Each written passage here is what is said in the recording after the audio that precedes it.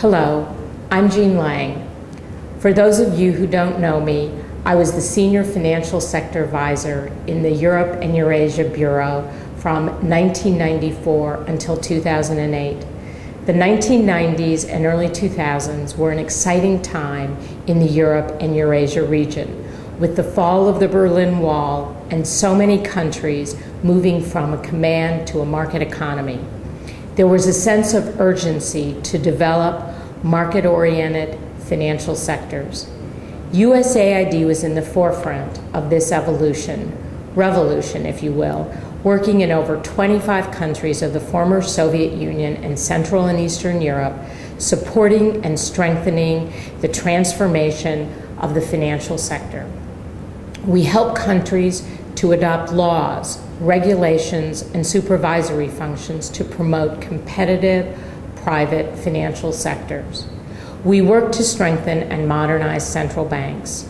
We help privatize and restructure banks and set up deposit insurance functions and credit bureaus. We supported government's push to institute international accounting standards, to create stock exchanges, pension funds, private insurance companies, and new financial sector products, including credit cards, mortgages, corporate bonds, and money market instruments. These are the countries that you are all now working in. With the successes, particularly significant growth in bank lending, came the challenges, bank failures, the need for enforcement of prudential standards, and the impact, both positive and negative, of external economic forces as markets opened and many countries became global participants for the first time in a long while. This was the foundation for the original Partners for Financial Stability program, now in its third generation. I have been intimately involved in the Partners for Financial Stability program from its genesis in 1998. I have seen it evolve over the last 12 years. The first PFS program began in the wake of the 1998 Asian financial crisis, which spread to Russia. Further contagion west was feared, just as USAID was graduating from many of these Central and Eastern European countries. So PFS was initially a post-presence program. Promoting stability was key. Likewise, this third iteration of PFS began in the midst of a global financial crisis which left almost no country untouched, and many banking sectors in the PFS realm roiling. Again, PFS is focused on promoting financial sector stability. So you won't be surprised by my biases with this as background. One, that a well-functioning and dynamic financial sector is critical to economic growth, job creation, and prosperity. Also, much damage can be done by weak and badly supervised financial sectors with misaligned risk and reward. We only need to look at recent events in the U.S. The financial sector can contribute to, but also very quickly undermine economic stability, job security, access to finance, and liquidity. Countries without good financial systems, without competent central banks and other regulatory authorities, and well-run private financial institutions will remain reliant on donors, the IMF, and the MDBs to finance growth. Nor will you be surprised that I believe that PFS has proved itself to be an important, flexible program which can play a key role in USAID's continuing efforts to build market-oriented financial systems that increase access to finance necessary for broad-based economic growth. A regional approach is a strategy that works because it can build on the successes and foundations that the bilateral programs have put in place. It can either complement continuing bilateral programs or replace them where full-time assistance is no longer warranted or where budget resources are lacking. It consolidates gains made on the large U.S. investment in this region's financial sectors.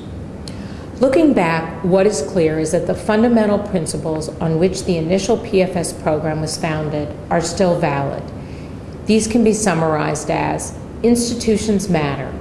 Strengthening them deals with root causes of financial sector underdevelopment. Partnerships work.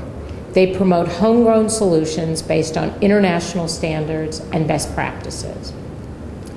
Third, all countries have valuable lessons that, if shared, will benefit their neighbors. PFS was based on the understanding that a market-oriented financial sector is only as strong and effective as the key public and private institutions that comprise it. These are central banks, finance ministries, securities and exchange commissions, other regulatory bodies on the public side, and the private players, banks, bankers associations, and other non-bank financial institutions, broker-dealers, insurance and leasing companies, microfinance institutions. The lesson we keep learning over and over is that building these institutions into competent, credible organization takes a long time, longer than we in the development community would like. Financial markets are dynamic, constantly introducing new goods and services, which equates to new risks. Therefore, there's always a learning curve. For those of you that read the book, The Big Short, you know that the products that helped to cause the U.S. financial crisis didn't even exist 10 years ago. It is thus not just a question of the adoption of new laws or better policies. It is the ability of these institutions to internalize and implement them and to remain adaptable to constant change. The staff and organizational structures are still evolving from the old command economy culture. The lack of professional financial sector practitioners means that many financial institutions, both public and private, are still not very effective or efficient and have limited credibility. Many PFS countries believe that they have adopted risk-based principles and international best practices, but these take judgment, and judgment is a skill that takes time to develop and hone. Then came the global financial crisis, which tested many of these institutions, many of these very rudimentary institutions in the Europe and Eurasia region. In general, they performed well, and USAID should take some credit for this. But financial markets in the PFS countries remain small, unsophisticated, and vulnerable to developments outside their control. Frankly, many of these countries survived the crisis relatively well because of the small size of their financial markets and their lack of integration into the international economic financial system. Sort of the good news, bad news story. The second lesson is the importance of partnership as the basis for providing assistance under PFS. The more PFS can bring together and help solidify partnerships between financial sector institutions, the faster these countries can enhance their capacities and harmonize their policies and practice based on international standards.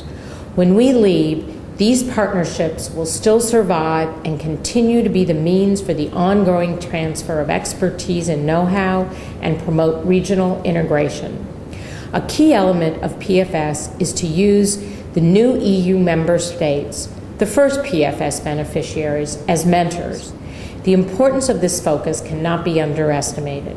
What better than to receive advice and counsel from countries with similar backgrounds who have just gone through modernizing their financial system? They understand the difficulty in making many of these changes, both from a technical and political perspective. The third lesson is the benefits of sharing expertise and experience through a regional approach. The PFS countries face common challenges in developing sound but dynamic financial sectors. In the wake of the global financial crisis, most PFS countries are struggling to regain banking sector stability, deal with large amounts of non-performing loans, promote lending in the context of tighter credit standards and enhanced supervision, and deal with over-reliance on foreign exchange lending. Most PFS countries realized that their relationships, both formal and informal, with other regulatory authorities in the region were lacking when the crisis hit. These issues should be addressed on a regional basis, and PFS is designed to facilitate that. Because PFS has been operating for 12 years, it has a vast network of regional financial sector professionals. They're willing to share their expertise, successes, and failures.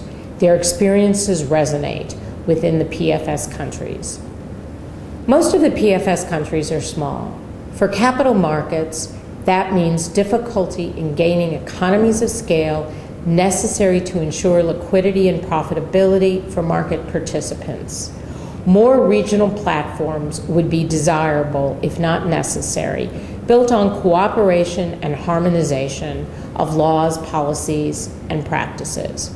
Finally, there can be a broader spillover benefit to a regional program such as PFS, particularly in this region, which has seen recent conflict.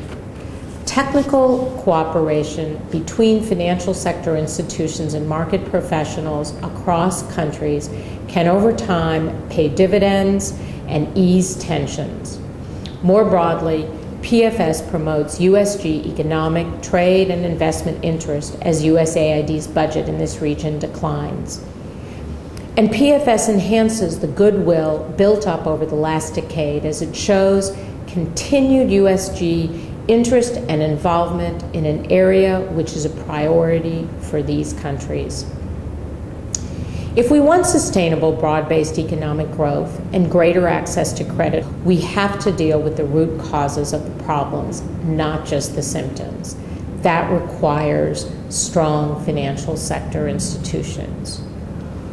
We can cheer huge growth of lending in the boom years up to the financial crisis, but we can now see that the large increases in credit and risk without strong supervision can do serious damage. PFS has many tools to help these countries promote stability as lending, hopefully, increases.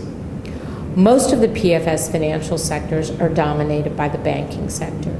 This is normal in developing and transition economies. In fact, it is near impossible to have an effective capital market in advance of a well-functioning banking system.